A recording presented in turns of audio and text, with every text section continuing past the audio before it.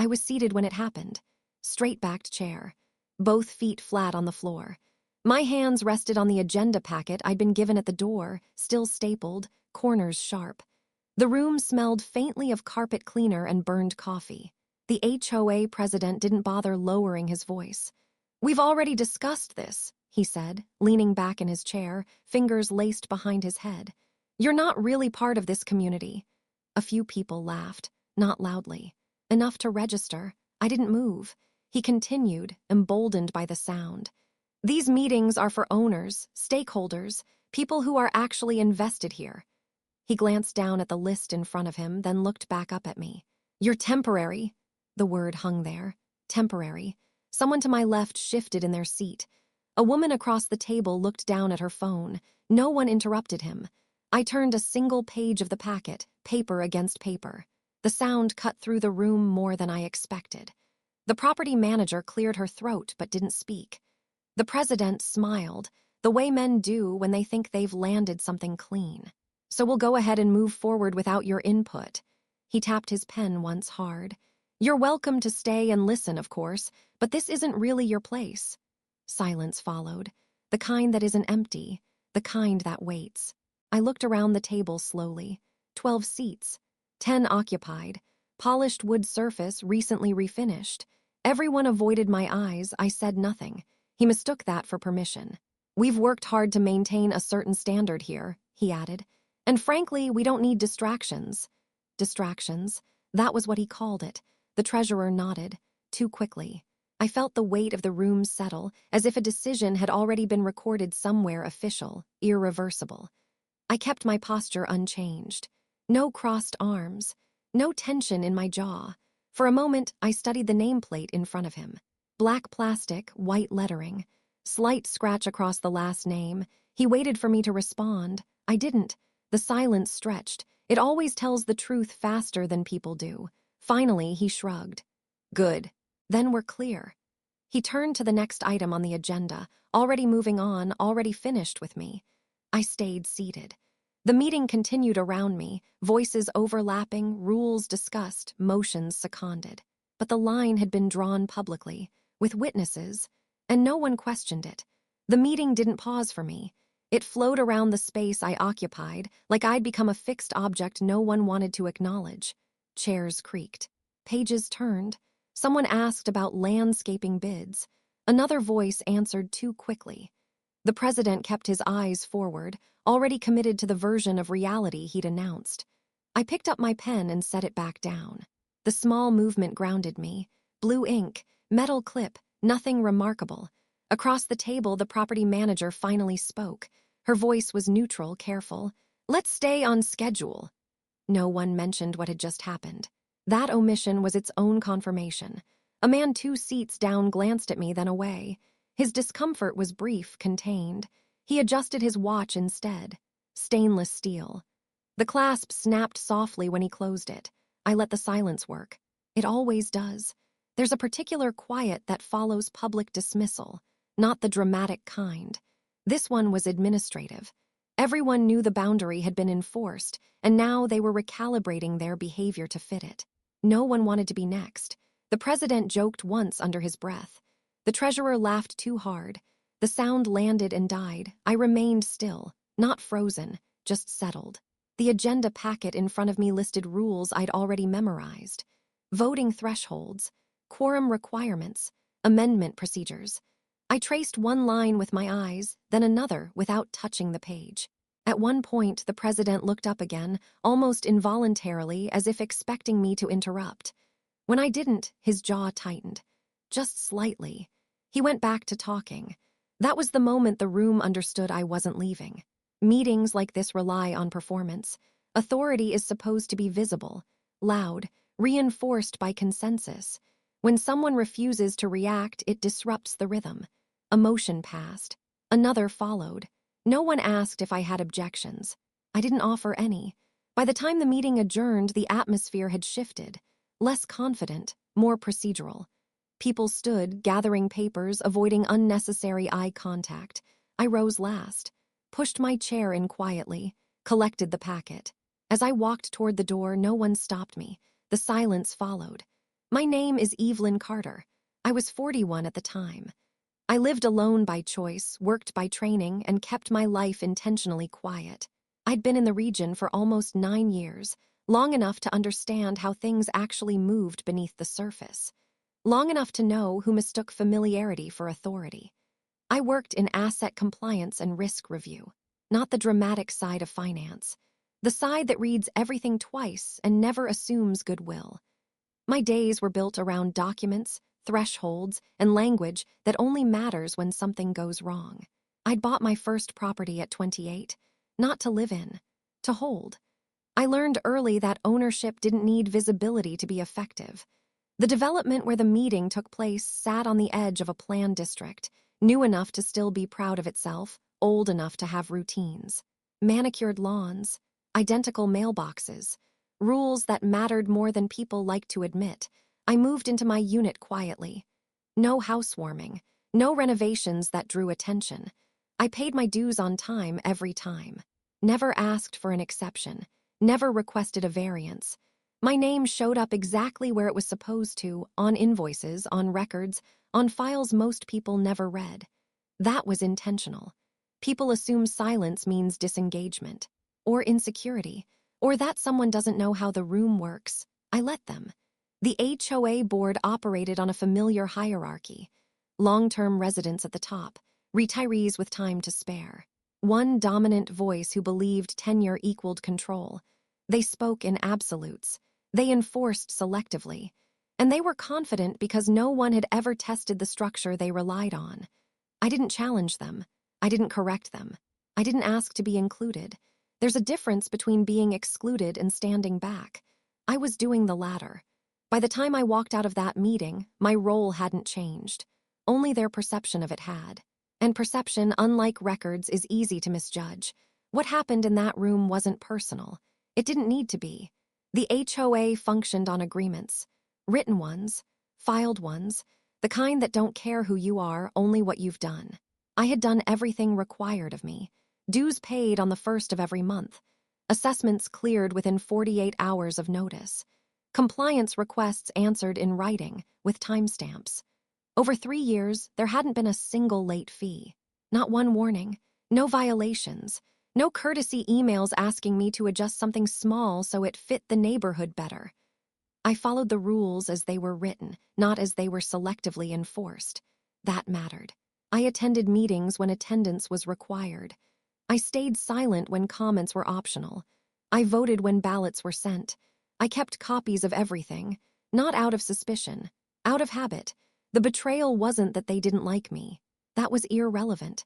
It was that they chose to redraw the boundary after the obligations had already been met. They accepted compliance and then denied standing. Took the benefit and rejected the role. That's not exclusion. That's breach. The president's language made that clear. Owners, stakeholders, people who are actually invested. He wasn't improvising. He was declaring a hierarchy he believed already existed, and for a long time it had gone unchallenged. There had been smaller moments before the meeting. Notices posted late. Conversations finished when I approached.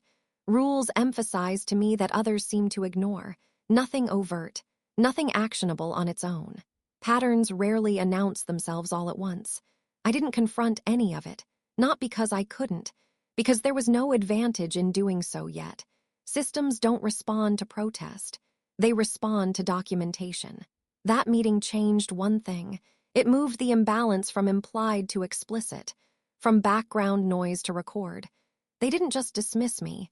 They did it publicly, with witnesses, with minutes being taken. That distinction mattered more than they realized. Fairness isn't about equal treatment in theory. It's about consistent application in practice. They failed that standard the moment they decided I didn't belong after accepting everything that said I did.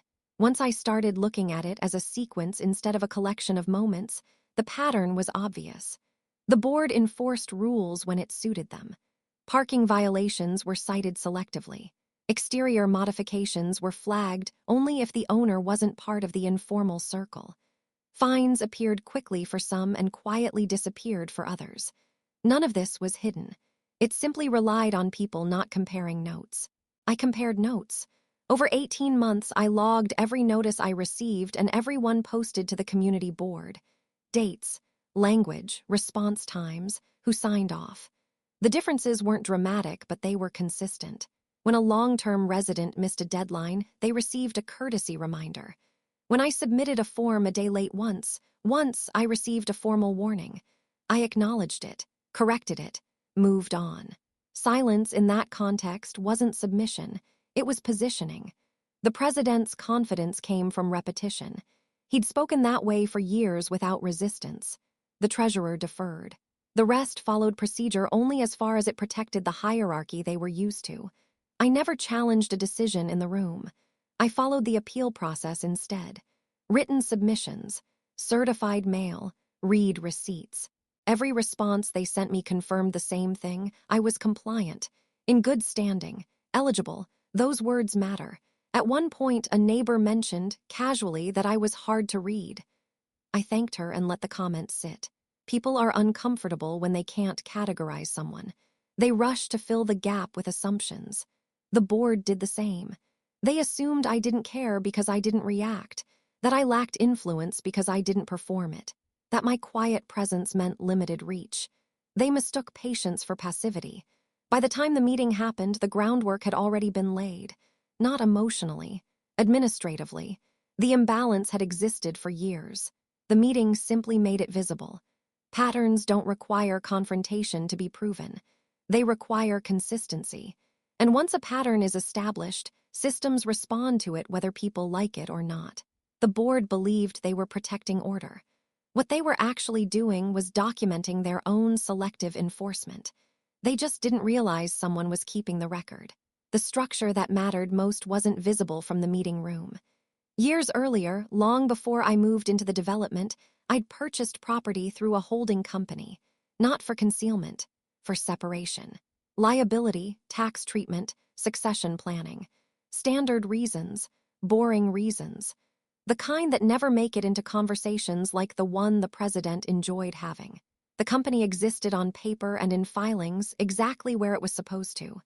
It owned units outright. No mortgages, no liens, no exceptions, clean titles. My personal name wasn't on the doors. It didn't need to be. Under the HOA bylaws, voting power was tied to ownership percentage, not residency. That language was explicit. Economic interest determined authority. Presence at meetings was procedural, not determinative. Most people never read past the summary. Over time, the holding company had acquired additional units. Quiet transactions, off-market purchases, one at a time, always compliant with disclosure requirements, always cleared through the management company. The board signed off on each transfer without comment. Routine approvals, rubber stamps. By the time I moved into the community, the holding company held a majority interest. That wasn't a maneuver, it was an outcome. I didn't hide it, I simply didn't announce it. The records were public, filed, accessible. Anyone could have looked, no one did. The board assumed ownership meant visibility, a name they recognized, a face they could place. When they didn't see one, they filled in the gap with their own conclusions. The bylaws didn't care. Neither did the state registry. There was an irreversibility clause tied to voting thresholds. Once a majority interest was confirmed and exercised, governance changes could not be undone without a supermajority. Achieving that would have required consensus from the very interest they'd dismissed. That detail wasn't obscure. It was printed in plain language. Page 14, Section 3, I'd read it years earlier. Twice. None of this was created in response to the meeting. The structure predated it by a long margin. The meeting didn't activate the lever. It exposed it. I didn't need to confront anyone to use it. I only needed the process to run as written. Systems don't recognize tone. They recognize filings. The board believed authority was something they could grant or revoke in a room. What they overlooked was that authority had already been assigned, quietly, long before anyone raised their voice. And it didn't require my permission to exist. After the meeting, nothing happened immediately. That was expected. Institutions don't turn on confrontation. They turn on confirmation. Paper moves slower than ego, and I was content to let it. I forwarded a single email to the management company. No commentary, no accusation. Just a request for an updated ownership ledger and confirmation of voting percentages per the bylaws. I attached nothing. I didn't need to. 3 days passed, then 5. When the response came, it was cautious, polite. They acknowledged the request and asked for time to verify. I replied with one sentence, "Of course." Then I waited. In the meantime, I reviewed the bylaws again. The same sections, the same language, thresholds, notice requirements, amendment timing. Nothing had changed. The management company escalated the inquiry to their legal department. That step took another week. I received an automated notice confirming receipt and a reference number. I saved it to the same folder I'd been using for years. During that time, the board continued as if the meeting had settled things. Notices went out. Decisions were made. None of them required my intervention yet. Silence was doing its work. The first verification came in writing. The holding company's ownership percentage was accurate. The second followed 2 days later, confirming voting weight. The third was a procedural clarification about how that weight could be exercised in a meeting setting. Each message was careful, neutral, precise. I didn't forward them to the board. That wasn't my role. The management company was obligated to inform them once the review was complete. Until then, the matter stayed administrative. Another week passed.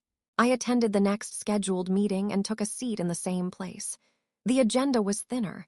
The president spoke less. He didn't look at me. No one mentioned ownership. When the meeting ended, the property manager approached me for the first time. Her voice was low. "We'll be in touch," she said. I nodded. Nothing more. Verification isn't dramatic. It's repetitive. It involves multiple confirmations of facts no one bothered to question before. But once it starts, it doesn't stop until every assumption has been replaced with a record. By the time the final confirmation was issued, there was nothing left to debate, only steps to follow. And steps, once listed, have a way of moving forward on their own. The notice for the special meeting went out on a Thursday afternoon. Mandatory attendance, revised agenda, legal counsel present. That was new. I arrived early, took the same seat, set my phone face down on the table and folded my hands over it. The room filled slowly this time. Voices were quieter. No jokes. The president avoided small talk altogether. 2 attorneys sat at the far end of the table, not from the management company, outside counsel. Their presence shifted the atmosphere immediately. Authority entered the room without raising its voice. The property manager called the meeting to order. Her tone was formal, measured. "We're here to address an ownership and governance clarification," she said. "This will be handled procedurally." She nodded to one of the attorneys. He opened a binder, thick, tabbed. He didn't look at anyone as he began to speak. "The Homeowners Association bylaws," he said, "assign voting authority based on ownership percentage. Not residency, not tenure." The president shifted in his chair. The attorney continued. "Following a request for verification, we conducted a full review of the ownership ledger." He paused, let the silence settle, turned a page. "The holding company Carter Ridge Holdings currently owns 56% of the development." A breath left the room, not all at once. In pieces, the treasurer spoke first. "That's not possible." The attorney didn't respond. He simply slid a document across the table toward her. She read it. Her face changed. The president leaned forward. "Who runs that company?" The attorney looked up for the first time. His gaze moved deliberately to me. "Miss Carter," he said, "is the managing director." No one spoke. The president laughed once, short, unconvincing. "This is a misunderstanding." "It is not," the second attorney said. She had been quiet until then. Her voice was firm. "The filings are clear. The ownership has been in place for several years." She referenced dates, acquisition numbers, recorded approvals. Every transfer the board had signed without question. The president's face flushed. "Why wasn't this disclosed?" "It was," she replied. "In the registry, in the ledger, in documents you approved." Silence again, thicker this time. He turned to me. "You should have said something." I waited, long enough for the attorneys to look at him. "There was no obligation to announce ownership beyond proper filing," the first attorney said. which was completed. The president's voice rose. This is ridiculous. We can vote this down. The attorney shook his head. You cannot. He flipped to another tab. Read aloud the section on voting thresholds, quorum requirements, the irreversibility clause. Each sentence narrowed the room. The treasurer whispered something to the vice president. He shook his head slowly. The president looked back at me. His voice dropped. What do you want? I met his eyes for the first time since the initial meeting. I'm fine letting counsel finish, I said. One sentence. Calm, neutral, the attorney did. By the time he closed the binder, the outcome had already been recorded in minutes that hadn't yet been typed. Governance control rested where it had legally existed all along. No vote was taken. None was required. The meeting adjourned early. No one laughed on the way out. The board didn't dissolve that night. It unraveled more slowly than that.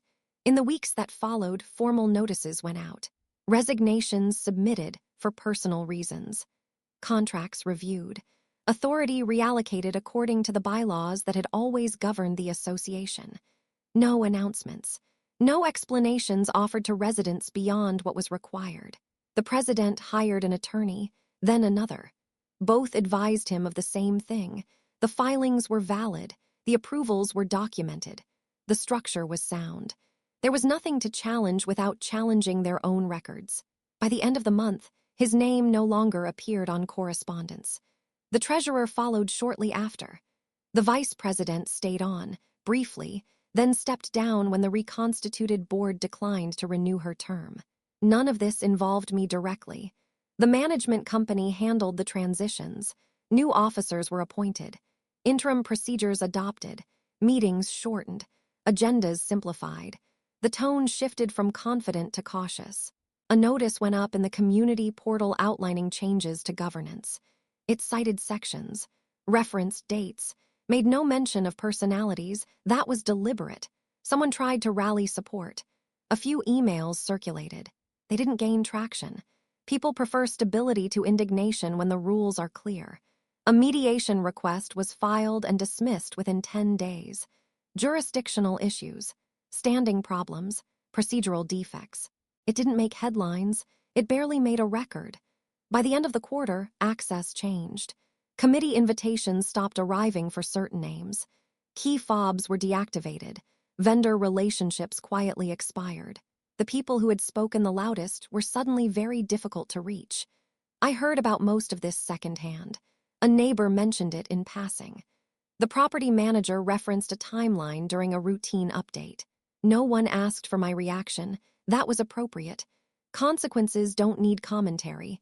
They arrive through channels designed to absorb them, forms processed, accounts updated, authority transferred. What surprised the board most wasn't the loss of control. It was the absence of confrontation.